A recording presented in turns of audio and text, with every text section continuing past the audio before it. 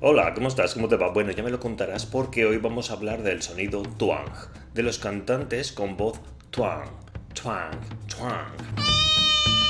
¿Y qué es esto del sonido twang? Crying, I can't take this no more. And on, gone, there, here on, there on, everywhere. Este sonido viene dado por una configuración vocal muy específica, que no es otra que el esfínter ariepiglótico, dado por los músculos ariepiglóticos, porque hay mucha gente que dice que el esfínter ariepiglótico no tiene musculatura, que se activa por obra y gracia de nuestro Señor. Ten en cuenta que tú no puedes mover algo para lo que no tienes músculo. Yo no puedo doblar la oreja así, porque ahí no tengo musculatura, aunque sí se puede hacer esto. Este sonido se activa y se desactiva a voluntad. Pero es como la sal en las comidas. Si echas mucho te puede parecer muy fuerte y si echas poco te puede parecer soso. Por eso, al igual que todas las comidas llevan algo de sal o algo de especias para que tengan más sabor, la voz tiene siempre algo de twang. Incluso los cantantes líricos tienen twang.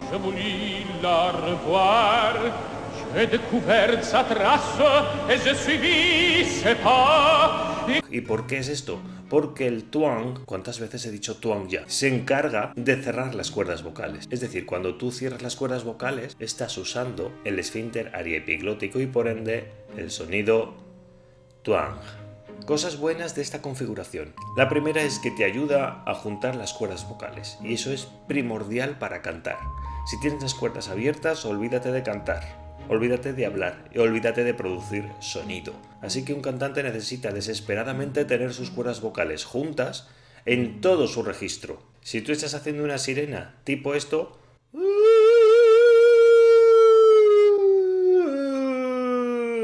y te desconectas, es porque estás perdiendo twang, porque estás perdiendo cierre cordal. Hay mucha gente que me pregunta, Ari, ¿se puede hacer belting sin usar twang? No, no se puede, porque ese sonido, esa configuración es el cierre cordal. Cosas malas. Este sonido puede ser confundido por nasalidad. De hecho, el twang se encuentra bastante bien metiendo nasalidad. Cuando bajamos nuestro paladar blando y toma contacto con la parte trasera de la lengua, el sonido sube a las fosas nasales y así facilitamos que la laringe se eleve un poquito y que esa configuración se ponga en marcha mucho más fácilmente. De hecho, muchas estrategias del canto van encaradas a eso, a llevarte el sonido hacia la nariz para justamente activar el cierre de las cuerdas vocales. ¿Qué tiene esto de malo? Que a veces se te puede quedar la voz metida ahí en la nariz. De ahí que cuando una persona escucha una voz twang, piensa que es nasal, y no.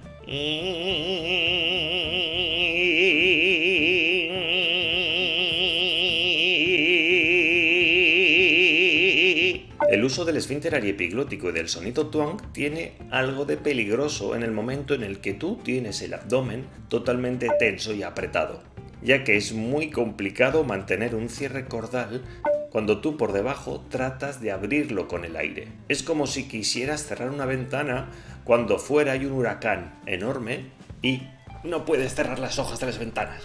Exactamente lo mismo. Otra pega es que este sonido a muchas personas en exceso le desagrada. A mí en lo personal me encanta, pero sí que es cierto que hay gente que le tira para atrás. Este tipo de sonido es muy característico de voces negras. De hecho, cuando Anastasia saltó a la fama con esa voz, decía todo el mundo, tiene voz de negra, es increíble. Y es que es cierto que una gran mayoría de voces twang son de raza negra. Voces tan espectaculares como Aretha Franklin,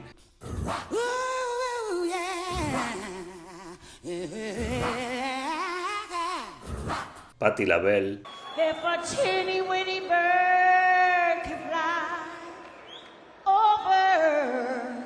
Fantasia, Oh, MacDonald, he had a farm and everybody say, Stevie Wonder, If all the things that it can bring. y un largo etcétera de personas que tienen este efecto. Entonces, ¿este efecto solo lo pueden hacer las personas de raza negra? Pues no, por Por supuesto que no. Las voces que tienen este efecto son más propensas a tenerlo si cuando hablan ya lo tienen. Y esto me sirve para enlazar al siguiente tema. Y es que tu voz hablada afecta directamente a tu forma de cantar. Personas que hablan muy fuerte, que tienen una voz bien firme, bien brillante.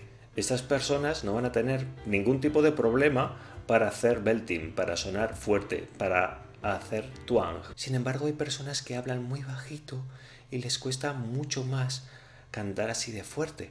Yo me encuentro a personas que hablan así de bajito, pero sin embargo quieren cantar rock o incluso heavy metal. ¿Pueden conseguirlo? Sí, pero les va a costar un pelín más. Por eso, si tú escuchas voces twang, ya hablando, tienen ese efecto. I know, I'm Princess Anastasia right now. I don't know rehab very well. I wasn't, I'm not like. How could Miss Patty come to Toronto for all these wonderful people?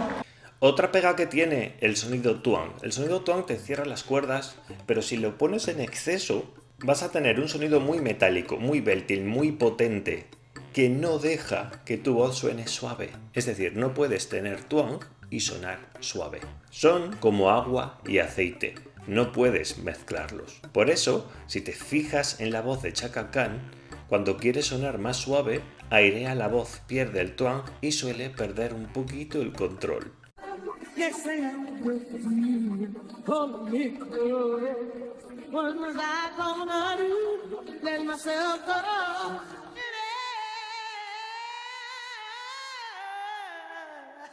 No es lo mismo que le pasa a Patti LaBelle, que sabe cambiar bastante de configuración.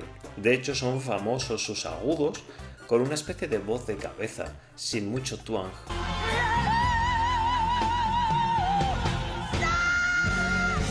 Pero por lo que he podido escuchar en Chaka Khan, su voz pierde el control cuando pierde twang.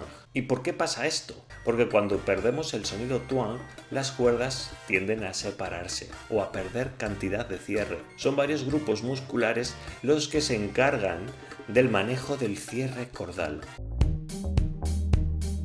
Y es que el mecanismo de las cuerdas vocales es mucho más complejo de lo que creemos. No es solamente abrimos para respirar, cerramos para fonar. Estos son los cartílagos aritenoides y son una especie de joystick de PlayStation. Pueden moverse en varias direcciones y están controlados por grupos musculares muy pequeños pero muy variados. Por ejemplo, tenemos los cricoaritenoideos laterales que se encargan de cerrar las cuerdas vocales. Por otro lado, tenemos a los cricoaritenoideos posteriores que se encargan de abrir tus cuerdas vocales. Estos músculos son muy importantes porque si tus cuerdas se quedasen cerradas, respirarías así.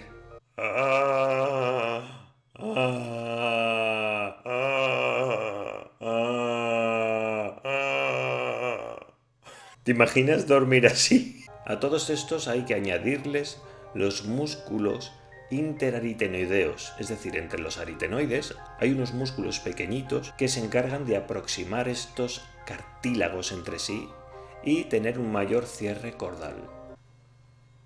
Y finalmente tenemos a los músculos ariepiglóticos que crean ese esfínter ariepiglótico, que no solamente funcionan como una especie de megáfono que nos aumentan hasta 12 decibelios de potencia, sino que también hacen bascular, girar los músculos aritenoides de tal forma que las cuerdas pasan de un plano inclinado en el que si pondrías una bolita rodaría a un plano totalmente horizontal con un cierre mucho más preciso.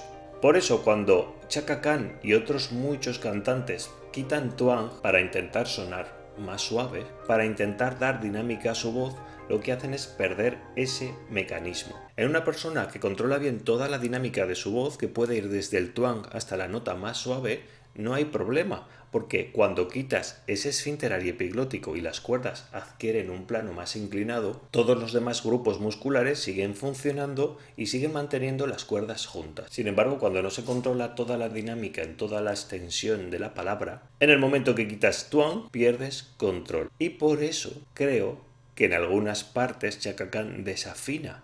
No es que desafine como tal, sino que desdibuja las notas cuando quita twang. Me la imagino como ese pintor que desdibuja con trazos sueltos un cuadro. Por supuesto que ves la imagen, pero no ves nitidez, no ves realismo. Es como impresionista. Por eso a veces da sensación de que pierde el control. De hecho, un suscriptor me dijo: Are, Chaka Khan es así, es puro caos. Pero lo dijo en el buen sentido de la palabra, y es que es cierto que muchas de estas voces tienden a ser muy viscerales. Tienen tal carga interpretativa que llegan a desfigurar una melodía. Aquí puedes escuchar a Patti LaBelle interpretando Somewhere Over the Rainbow.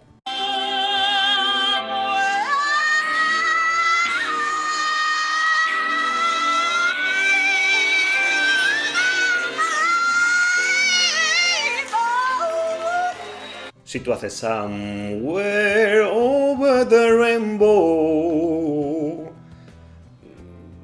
no reconoces la canción. Es decir, llevan la interpretación, llevan la improvisación 50 pueblos más allá. Por eso el público que las escucha o se deja llevar o lo va a pasar mal, porque se va a perder. Tú sabes que es una canción, pero están cantando otra cosa distinta. Por muy visceral, enérgica, interpretativa que sea, pierdes el hilo. Todo en exceso es malo, improvisación en exceso es malo.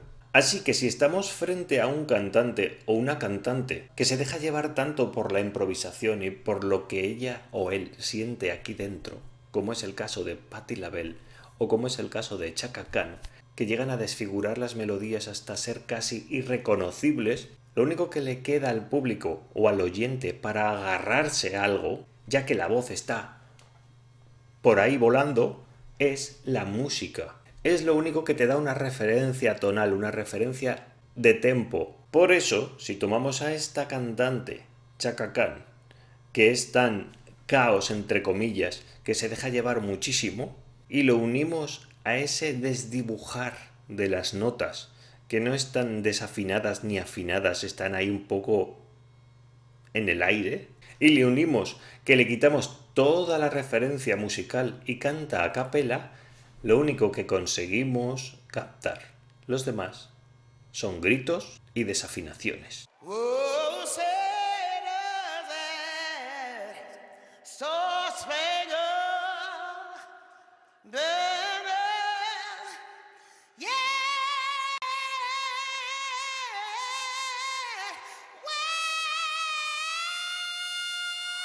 ¿Qué aprendemos de todo esto? Aprendemos, 1, que hay que trabajar bien la dinámica. No puedes agarrarte solamente al mecanismo del twang en exceso, un sonido muy twang que llega a ser muy bonito, porque es un recurso vocal precioso, aunque a muchas personas en exceso le tire para atrás, pero sí que es verdad que hay que trabajar toda la dinámica, todos los modos, todas las intensidades que puede tener nuestra voz, porque es un recurso importantísimo para un cantante y no quedarte únicamente en una configuración. A mí me encanta, por ejemplo, Cristina Ramos, porque es capaz de manejar su voz dinámicamente en un abanico enorme, y por eso ha ido sorprendiendo en todos los talent show que ha ido. La gente se ha quedado boquiabierta.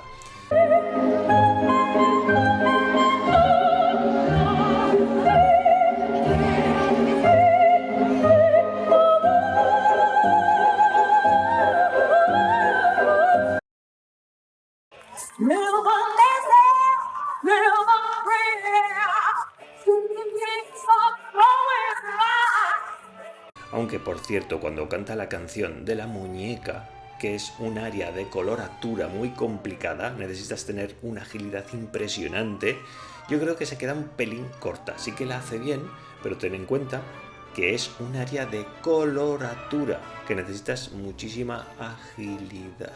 Si escuchas, por ejemplo, la versión de Luciana Serra, vas a alucinar. No solamente a niveles de intensidad, sino también a niveles de agilidad vocal. Un control del aire espectacular.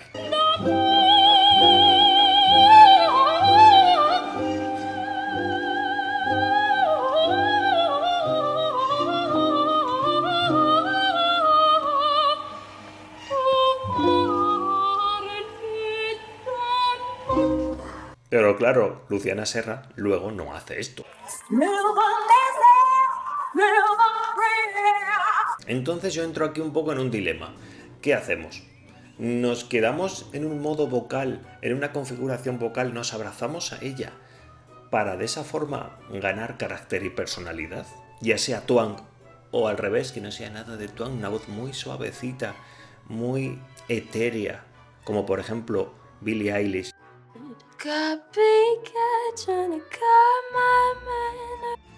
O nos vamos a usar todo el espectro completo, como por ejemplo Mónica Naranjo, que se va de uvas a peras. Yo creo que está muy bien abrazarte a un modo vocal, pero que no afecte a tu afinación y a tu manejo y control de la voz.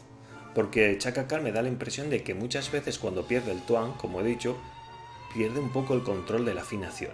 Desdibuja un pelín. No es como por ejemplo Kim Barrell, que esta mujer es la reina de la agilidad.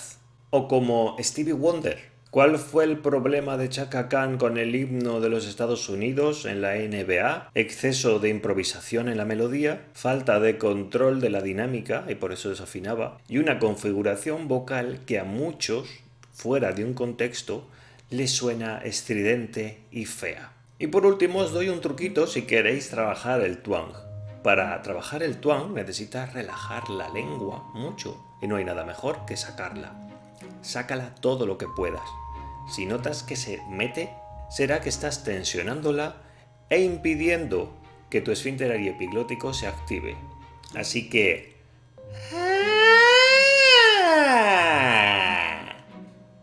un ejercicio estupendo. Y bueno, con esto me despido ya. Ya sabéis que si os quiero un montón, un abrazo de parte de Are.